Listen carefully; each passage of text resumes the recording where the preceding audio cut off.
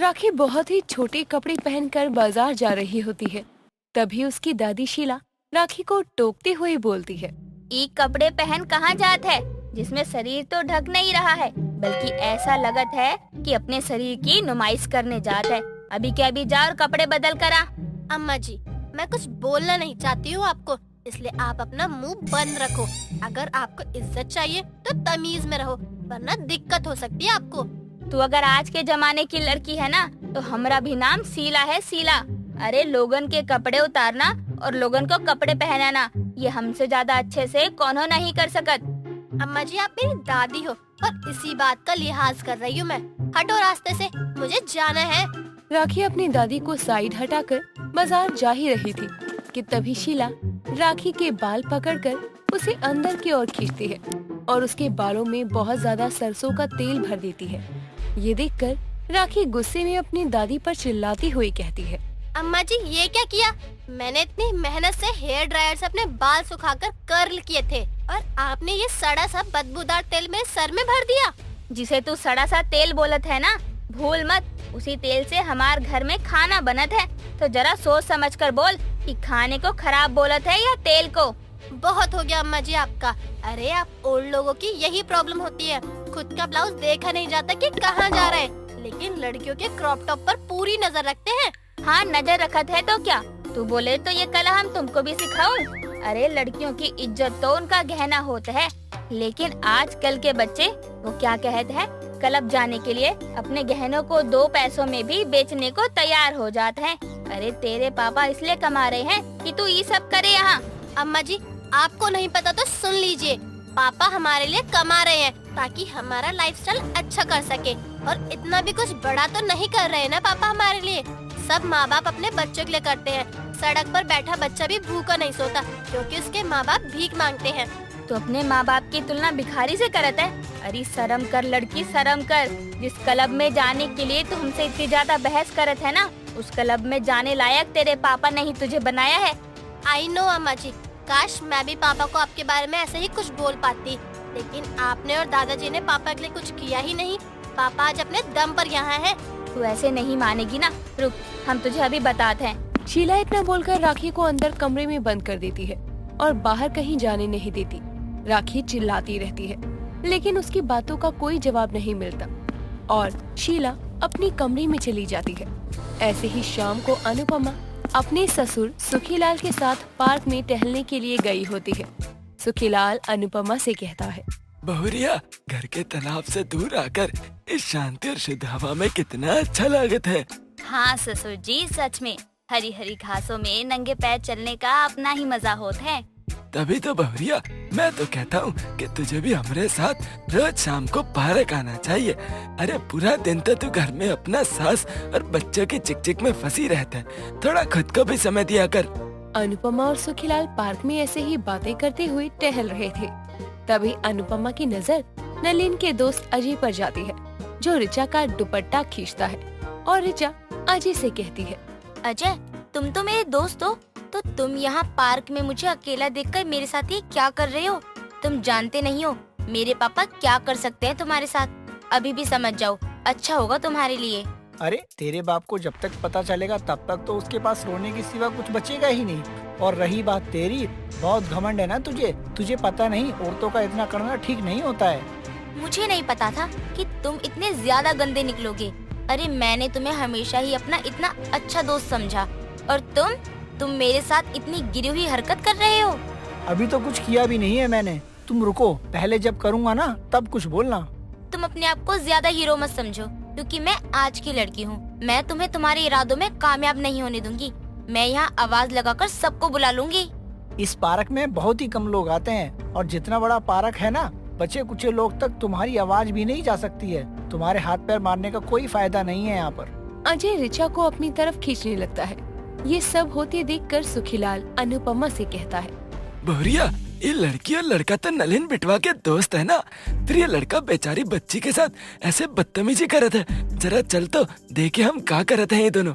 ससुर जी, आप कहीं मत जाइए, आप यहीं रुकिए, इन्हें तो हम देखते हैं। इतना बोलकर अनुपमा ऋचा के पास जाती है। अजय ऋचा के साथ बदतमीजी कर रहा था। अनुपमा अजय को एक जोरदार थप्पड़ जड़ देती है और नीचे गिरा हुआ ऋचा का दुपट्टा अनुपमा उठाती है और ऋचा को पकड़ाती है। अनुपमा अजय को थप्पड़ ही थप्पड़ मारे जा रही थी और वो कहती है, अरे तुम जैसे लोग समाज में रहने लायक ही नहीं हो। जो इंसान औरत की इज्जत करना नहीं जानत है, उससे हम क्या ही उम्मीद कर सकते हैं।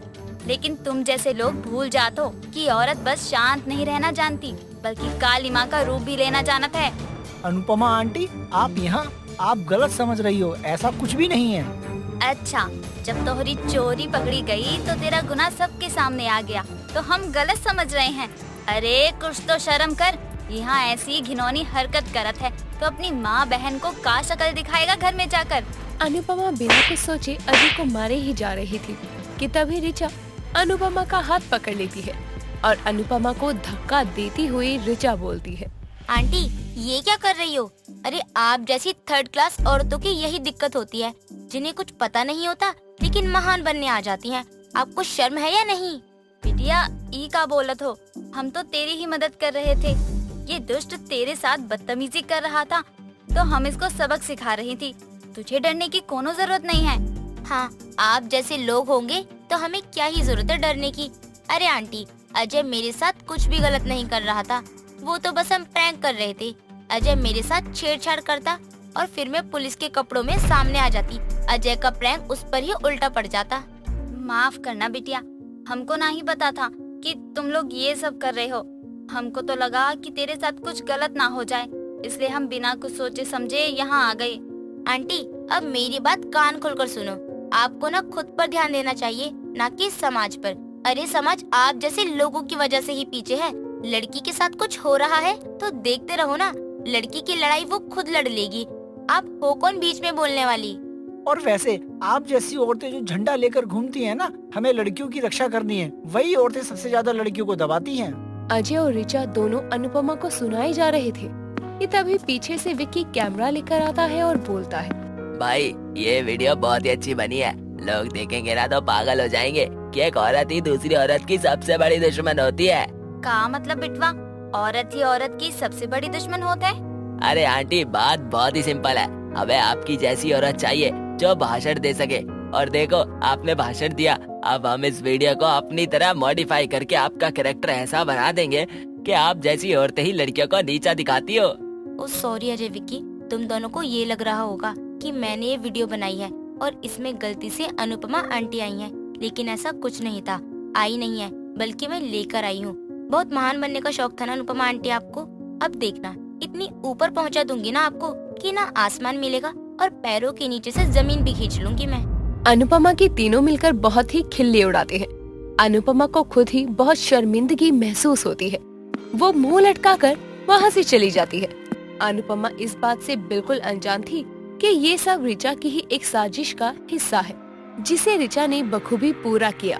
कोकिला अपने बेटे की शादी वृंदावन की एक मीरा नाम की लड़की से करती जरूर है, लेकिन उसके निर्मल मन और कान्हा जी की भक्ति पर जब सवाल उठाती है तो क्या मीरा खुद को सही साबित कर पाती है या फिर अपनी सास की बनाई गई साजिशों में फंस कर रह जाती है। आज की इस कहानी में हम जानेंगे कि कैसे मीरा अपनी सास के बनाए जाल का सामना करती है। कोकिला अपने बेटे की शादी वृंदावन की एक मीरा नाम की लड़की से करती है, जो कि स्वाभाविक सी बात है, कान्हा जी की भक्त तो जरूर होगी। ऐसे में मीरा कान्हा जी की भक्त है, तो शादी के बाद जब मीरा अपनी ससुराल आती है तो वह सुबह शाम हर वक्त राधे राधे का जाप करती। सुबह उठकर मीरा खाना बनाने से पहले कान्हा जी की पूजा करना नहीं भूलती और शाम के समय दिया बाती के समय भी कान्हा जी को भोग जरूर लगाया करती। एक रोज सुबह के समय मीरा अपनी सास को प्रसाद देते हुए कहती है, माँ जी राधे राधे, ये लो कान्हा जी का प्रसाद।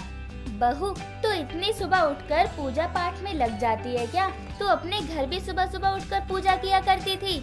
माँ जी, मुझ में वृंदावन के होने का असर आपको दिख ही रहा होगा। मेरे घर में कोई भी ऐसा नहीं है जो सुबह उठकर कान्हा जी को याद ना करता हो, और वृंदावन के लोग कान्हा जी को भूल जाएं, ये कैसे हो सकता है? ये तो तू ठीक कह रही है बहू, वृंदावन और कान्हा जी को याद ना किया जाए, बात में दम तो है। समय के साथ मीरा की शादी को करीब 1 महीना बीत जाता है और इन दिनों में कोकिला जान चुकी थी कि मीरा अपने कान्हा जी को जितना मानती है। एक रोज कोकिला के घर उसकी पड़ोसन विमला आती है और वो कोकिला की बहू को देखकर कहती है, और बहू बता, क्या हालचाल है? सब खैरियत तो है ना? राधे राधे आंटी जी, सब ठीक है। आप सुनाइए, आप कैसी हैं? लगता है वृंदावन का असर है तेरे अंदर, क्योंकि जब भी मैं तुझसे मिलती हूँ तो तू राधे राधे करना बिल्कुल नहीं भूलती। अब वृंदावन की है तो इस पर कान्हा जी का असर तो होना ही है। ये तो बहुत ही अच्छी बात है ना कोकिला, तेरी बहू कान्हा जी की भक्त है। हर वक्त घर का माहौल शांत बना रहेगा। कुछ देर में विमला वहाँ से चली जाती है। विमला के जाने के बाद कोकिला के मन में आता है, मेरी बहू बेटे की शादी को 1 महीने से ज्यादा हो चुका है, लेकिन उसका शांत व्यवहार मुझे समझ में नहीं आ रहा। क्या वो सच में ऐसी है? आज मैं उसे कुछ सुनाऊंगी जरूर, फिर देखती हूँ कि ये कान्हा जी की भक्त क्या बोलती है। इसी सोच के साथ कोकिला किचन में जाती है और किसी भी बहाने से अपनी बहू मीरा को आवाज लगाकर कहती है, बहू, आज किचन में इतने सारे बर्तन तूने धोए क्यों नहीं है? तुझसे कोई काम टाइम पर नहीं होता क्या? माँ जी, वो अभी के बर्तन हैं, मैं धो देती हूँ, आप गुस्सा ना हो। मुझे आगे से कोई बहाना नहीं सुनना है। मुझे घर बिल्कुल साफ सुथरा चाहिए। कोई भी आएगा तो कहेगा कि कोकिला की बहू कोई काम ही नहीं करती, और मैं कुछ सुनना नहीं चाहती किसी से भी। माँ जी, मैं आगे से ध्यान रखूंगी, आपको कोई भी सुनाने या सुनने का मौका नहीं दूंगी। ये मेरा घर है और यहाँ परिंदे भी पर मेरे कहे बिना नहीं मारते, तो ध्यान रख। आगे से कोई भी काम करना हो तो ध्यान से हो जाना चाहिए और टाइम पर भी। मीरा के बर्तन धोकर अपने कमरे में जाने के बाद कोकिला मन में सोचती है, मैंने अपनी बहू को इतना कुछ बोला, लेकिन मेरी बहू ने एक आवाज तक नहीं निकाली। आखिर ऐसा क्यों है? कहीं ये कान्हा जी की भक्ति और शांत होने का दिखावा तो नहीं कर रही, या ये सब सच है?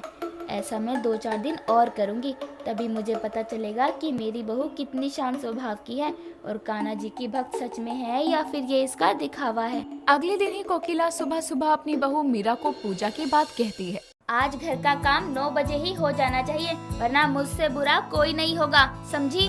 जी माँ जी, जैसा आप कहें, मैं समय पर काम कर लूंगी। लेकिन कोई आने वाला है क्या? माँ ने तुमसे जितना कहा है ना उतना किया करो, ज्यादा सवाल करना भी सही नहीं है, समझी तुम? मीरा को सिर्फ कोकिला ही नहीं बल्कि गोपाल भी बात पर डांट दिया करता था, लेकिन मीरा किसी भी बात को सीरियस नहीं लेती और इसी बात का पता लगाने के लिए तो कोकिला उसे परेशान भी करती। कोकिला का मानना था कि मीरा जो भी कर रही है वो सब ढोंग है, लेकिन सच्चाई तो सामने आने पर ही पता लगती कि क्या सच है और क्या झूठ।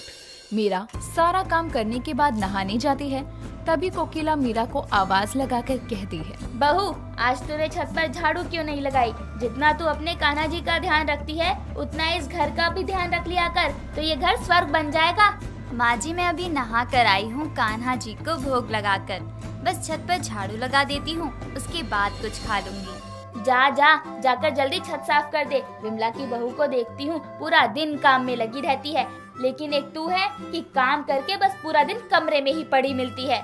माँ जी, आप बैठकर हॉल में टीवी देखें, तब तक मैं सारा काम कर देती हूँ।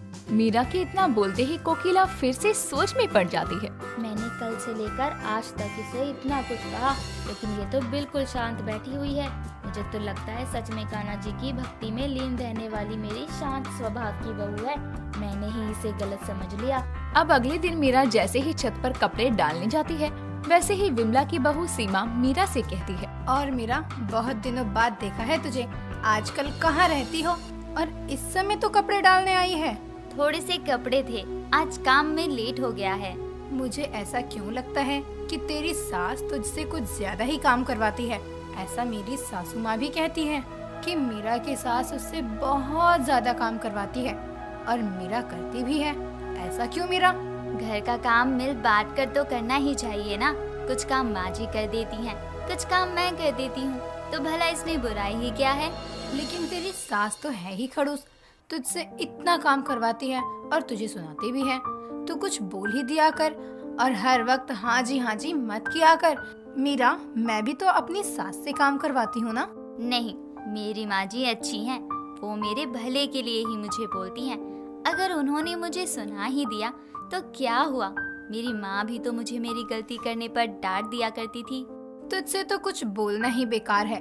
लगी रह तू अपनी माजी के काम में हाजी माजी करते हुए। सीमा की बातें कोकिला सुन रही थी और कोकिला ये सुनकर अपने मन में सोचती है, विमला की बहू तो विमला की तरह ही चुगलखोर निकली। मेरी बहू को भी भड़का रही थी, लेकिन मेरी बहू ने भी अच्छा जवाब दिया। सच में ये दिल की बहुत साफ है, लेकिन इस विमला की बहू को तो मैं देख लूंगी। आने दे कल विमला को, बताती हूँ मैं। अब जैसे ही मीरा कपड़े डालकर नीचे आती है, कोकिला अपनी बहू से कहती है, मीरा बहू, वाकई सच में तू दिल की बहुत साफ है। मुझे एक पल को लगा कि तू कान्हा कान्हा करती है, लेकिन तेरे मन में खोट है, या फिर तू ये सब ढोंग कर रही है। लेकिन ये तो सच्चाई है, पर तेरे अंदर इतना धैर्य क्यों है?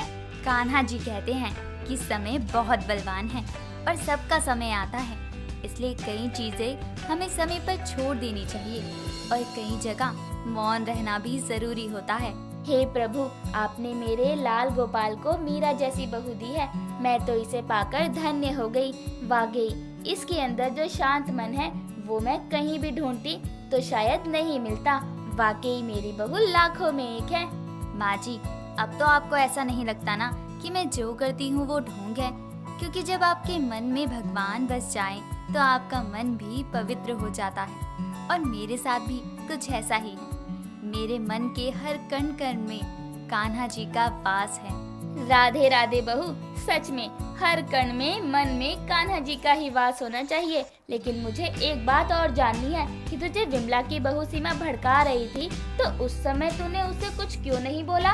लेकिन माँ जी, मैंने अभी आपसे कहा कि कुछ चीजें हमें समय पर भी छोड़ देनी चाहिए और समय सबका आता है। इस तरह से कोकिला अपनी वृंदावन से लाई बहू पर जो ढोंगी होने का आरोप लगा रही थी, वो कोकिला खुद से साबित भी करती है कि उसकी बहू वाकई शांत स्वभाव की और निर्मल मन की है, क्योंकि मीरा के मन में तो कान्हा जी बसते हैं और वाकई मीरा भी किसी भी गलत बात का उल्टा जवाब नहीं देती थी, जो शांत मन के साथ कान्हा जी की भक्ति में लीन रहा करती थी और अपने काम से काम तक का ही मतलब रखा करती थी और बाकी समय वो कान्हा जी को समर्पित कर दिया करती थी।